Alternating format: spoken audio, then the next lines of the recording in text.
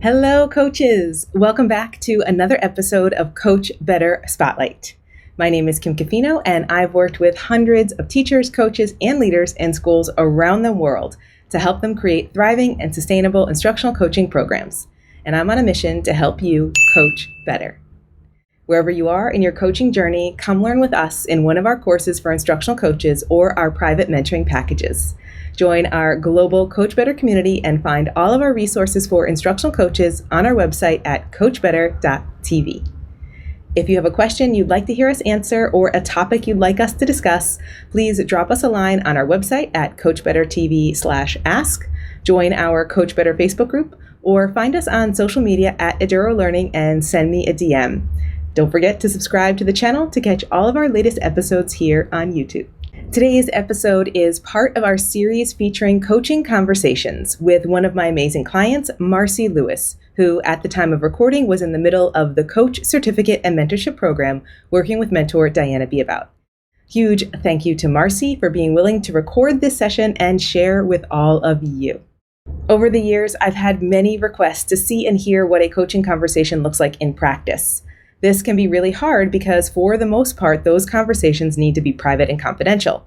It's hard to be vulnerable in a space that will become public. It's hard to have a conversation about challenges when you know others in your community could hear them.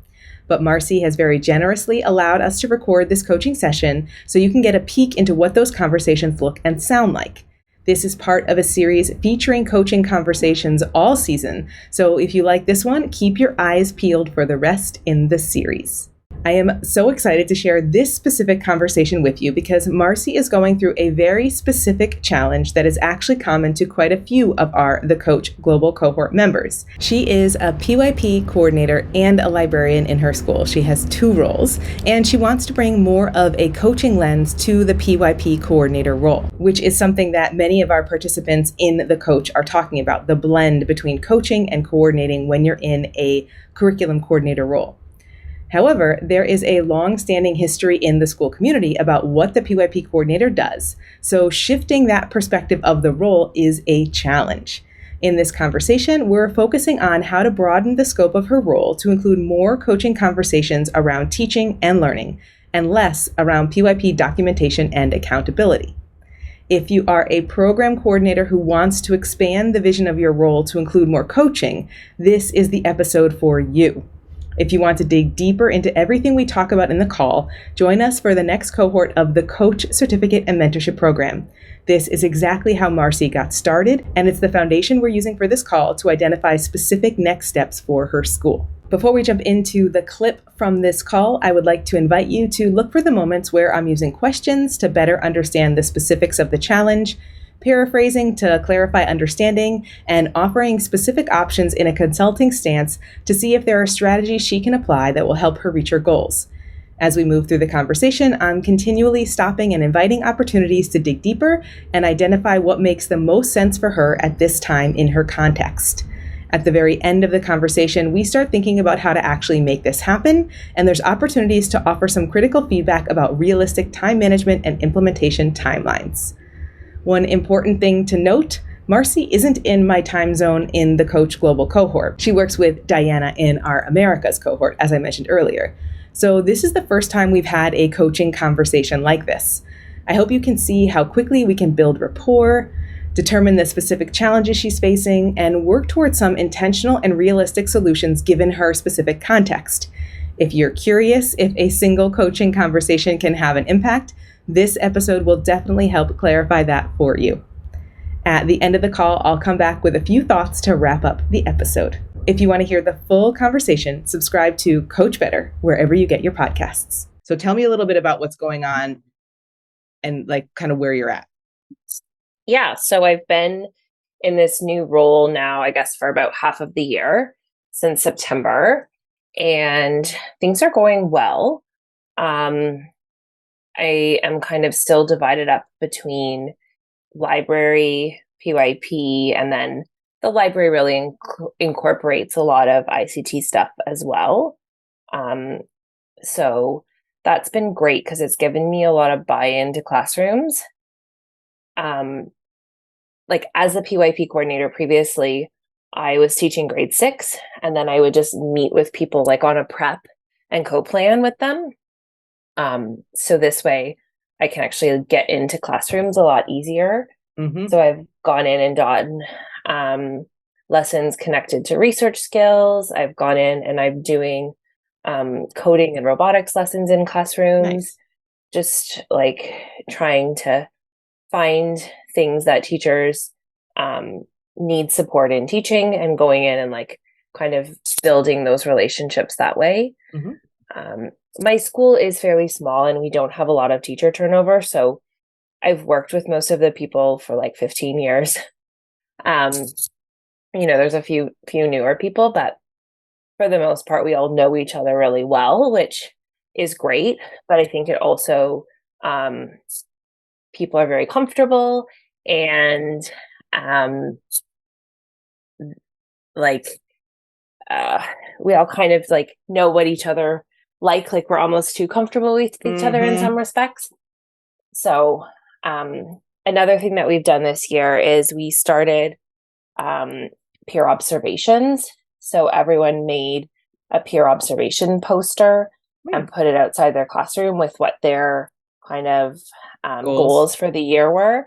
Yep. And then, so it's been really successful. Like it kind of re-energized people kind of after COVID and getting back to things. So a couple of teachers who have been in the same grade forever and like, were very comfortable after going and visiting other classrooms. Now they're like, oh, I think I'd like to teach X grade next year or whatever.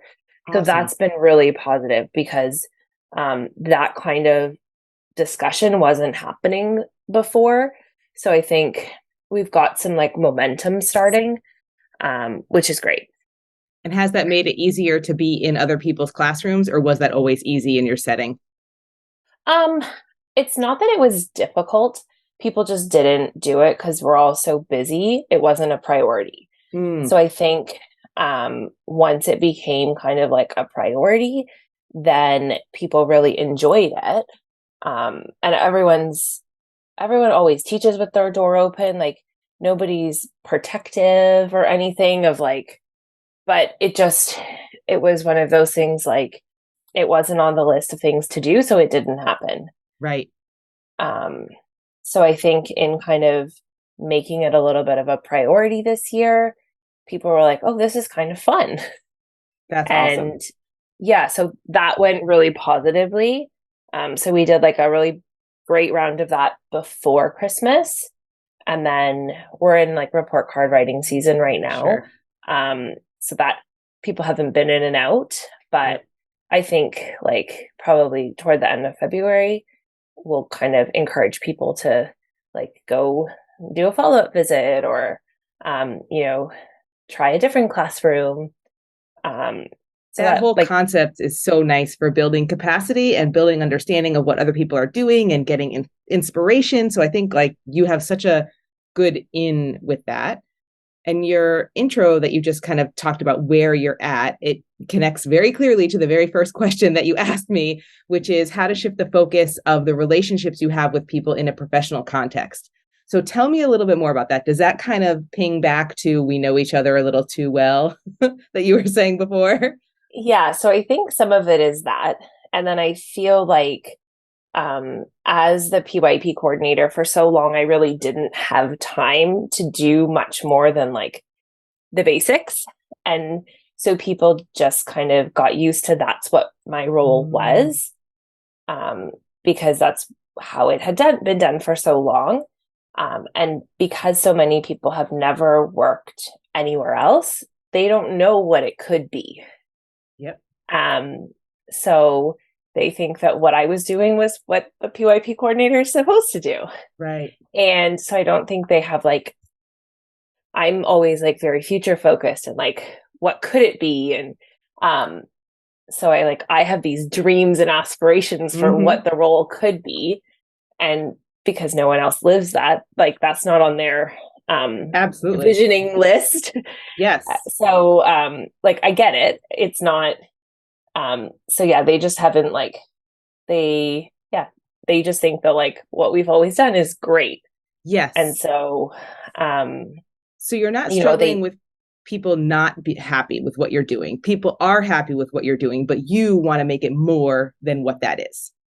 yes, Okay, so and you have a slightly complicated situation because you're trying to bring, not complicated. It's a lot of people have the same kind of thing in PYP, MYP coordinator positions. They want to bring more coaching into their PYP coordinator, MYP coordinator, DP coordinator positions. That's where you're at, right? Like you want your PYP side to have a little more coaching than it currently does.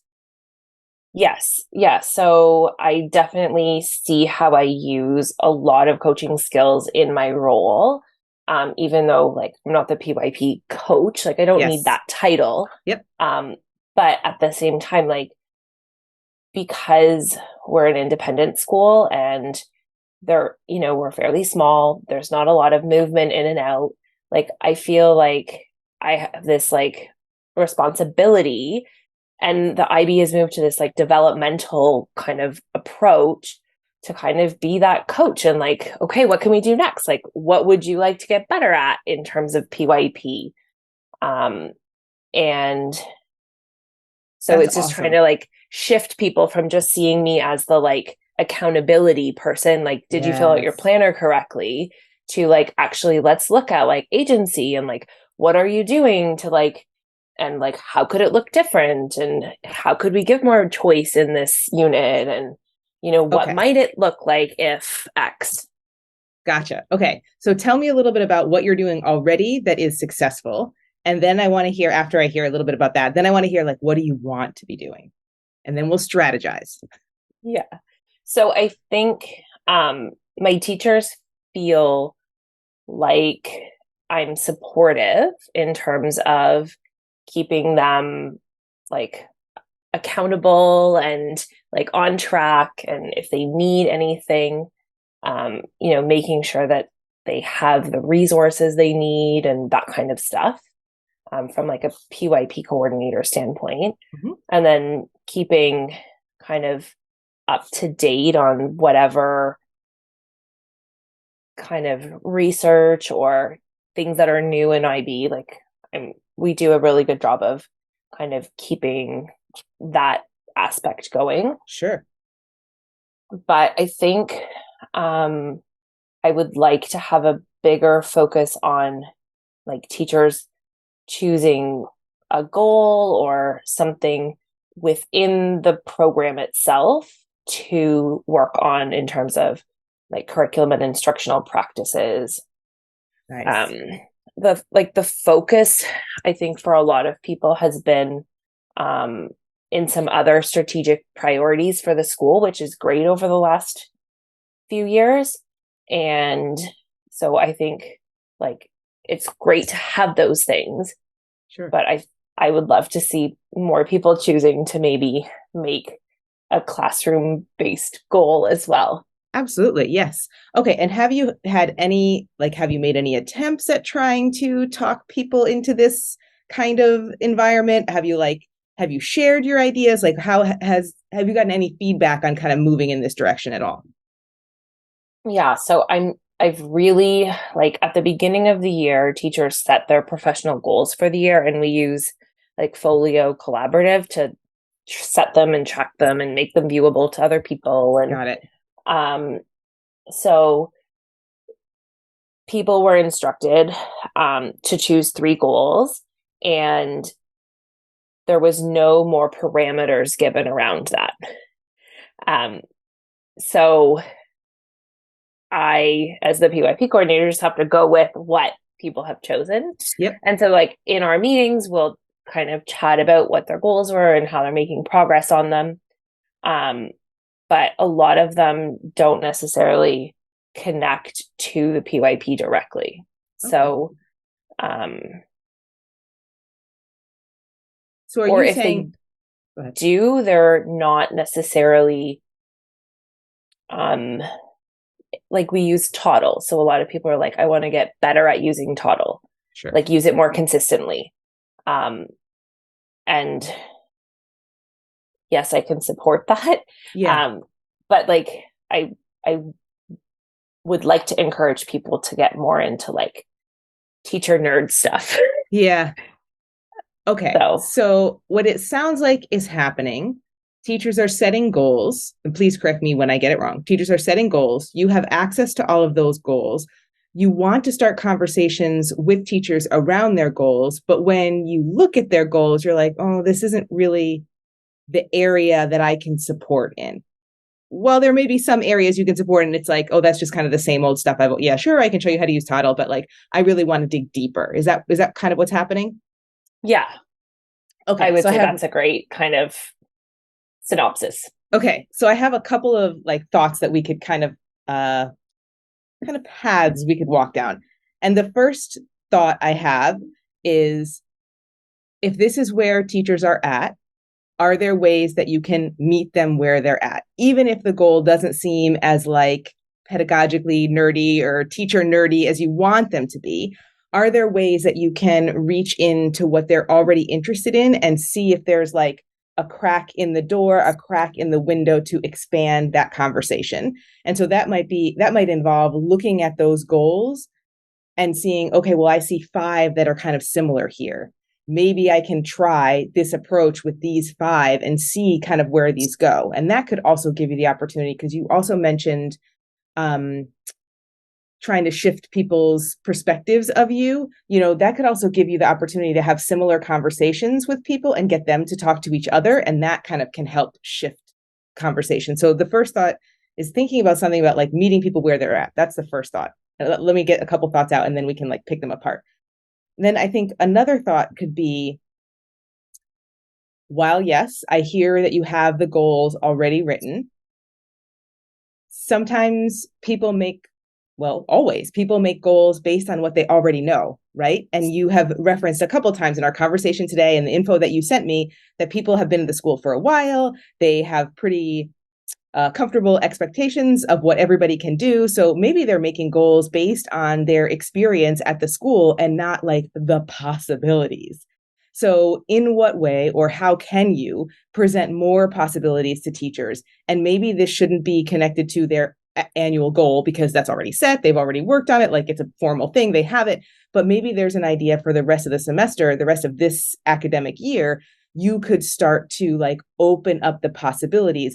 This is what we could do together. How can you like make that, like you're talking about, people aren't inside your brain. They don't see the future that you see. Like, how can you make that future more visible for your teachers? And then I think the third thought that was going through my mind while you were talking is those peer observations. That just seems like such a great opportunity to leverage what people are excited about. And maybe it's not tied back to their formal academic goals. Maybe it's tied to, hey, you saw this in this classroom and you really like that. I can support you on doing that. Those are just 3 pathways that I'm just listening to you talk that I see we could potentially kind of talk about. And probably as we talk about those 3, other things will come up. So give me your first thoughts. Tell me what you're thinking about any one of those things. Yeah, I really, the grouping people by their goals, I think that would be great. And just to get more kind of cross pollination and get people working with teams of people that they don't normally work with, especially like we have 1 grade 1, 1 grade 2, 1 grade 3, and then 2 4s, 1 5, and 2 6s. So a lot of times teachers are working kind of on their own because they don't have a teaching partner. Yes. So that would be great to kind of get those people kind of a teaching partner for that goal. Yes. And you've never done that before. That's not part of the school culture. No. So wouldn't that be interesting if you were able to take like look at the list of goals and see ways that they're connected and just say, did you know so and so has almost the same goal as you? I would love to see if there's, and even if that goal is still, in your opinion, not as like exciting as you want it to be, it's exciting in that you're giving them the capacity to work with someone else. It's exciting that maybe you're having a conversation with teachers that you wouldn't normally have. It's exciting in the way that maybe you're bringing and building teacher capacity in your school for them to think about the work that you do differently than the way they have in the past.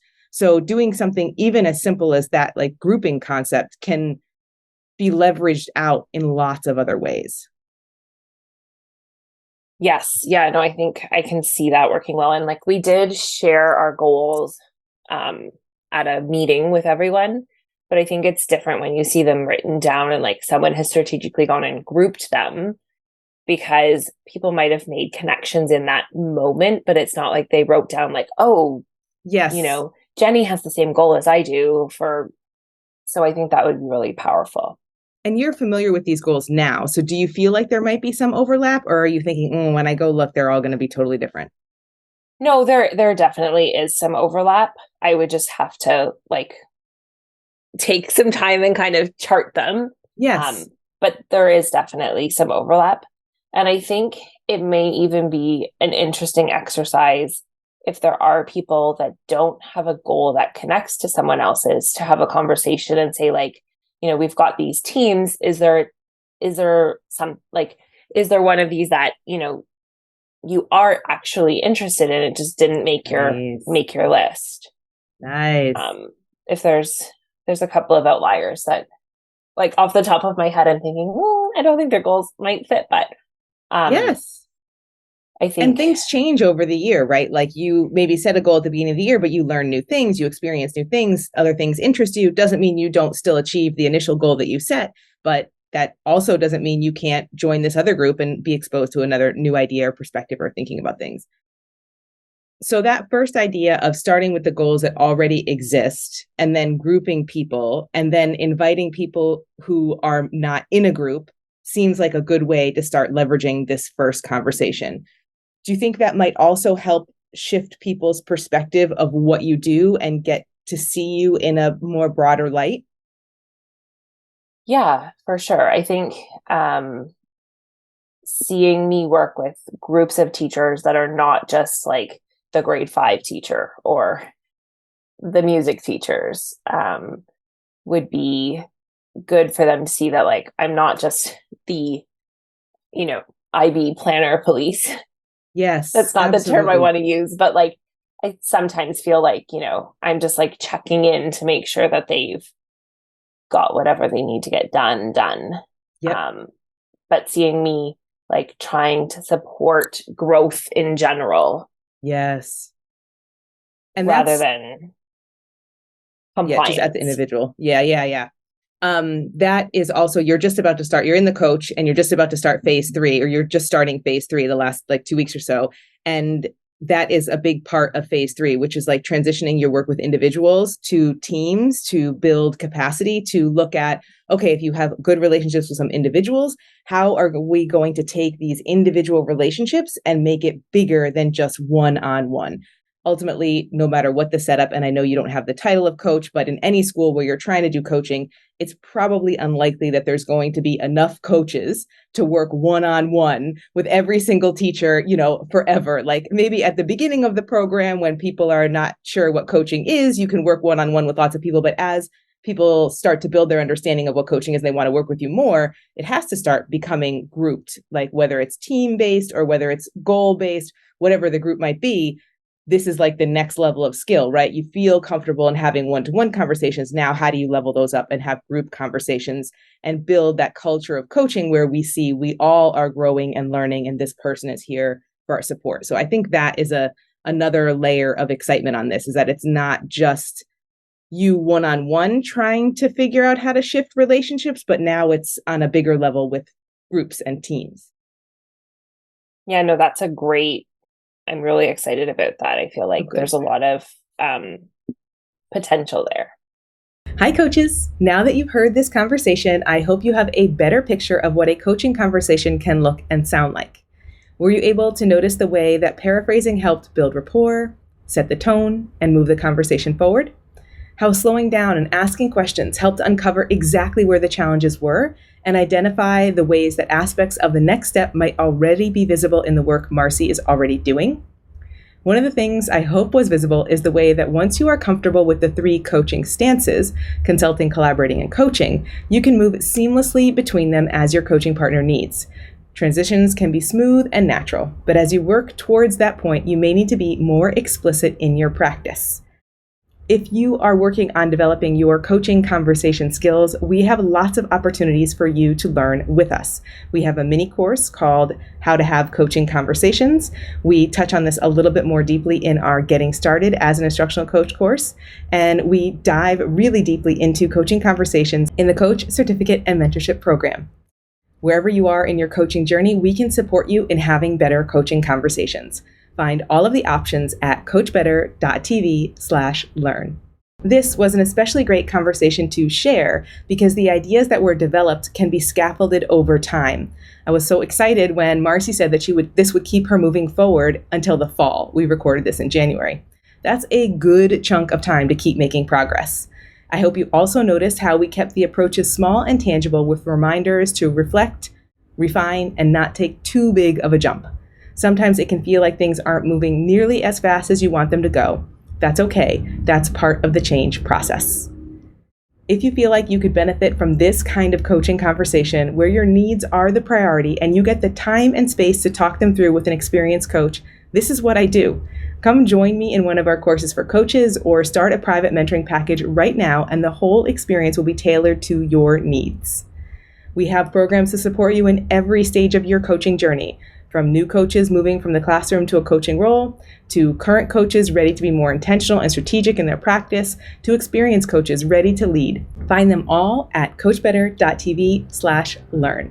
If you're curious right now and you have questions, please reach out. You can leave a comment below, you can join our Coach Better Facebook group, or find us on social media at Eduro Learning and send me a DM. I'd love to support you on your coaching journey. See you next time.